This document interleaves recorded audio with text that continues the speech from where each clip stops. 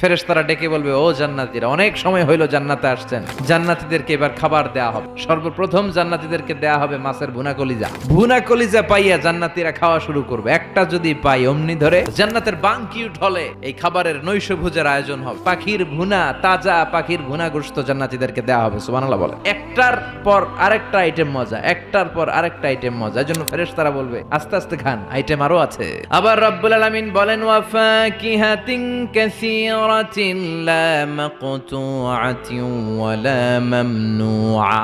অঢেল ফল থাকবে, ফলমূল। লা মাকতুআতিন ওয়া লা মামনুআ, শেষ হবে না। জান্নাতের আপেল গাছ থেকে টেনে একটা আপেল আপনি ছিঁড়েছেন, যে ডাল থেকে ছিঁড়েছেন মুহূর্তেই সেখানে আরেকটা নতুন আপেল গজিয়ে যাবে। ওয়া মামনুআ, কোনো নিষেধাজ্ঞা নাই, যতটা মনে চায়। আমাদের দেশে মসজিদে দেখবেন দোয়া অনুষ্ঠানের পরে জিলাপি দেয় না, বা মিষ্টি দেয়, বা বিরিয়ানি দেয়, বলে দেয় যে সবাই 2 প্যাকেট কইরা। তো আপনি যে যদি বলেন আমার 3 প্যাকেট দেন, কেউ যদি বলে আমাকে 4 প্যাকেট দেন, দিবে না?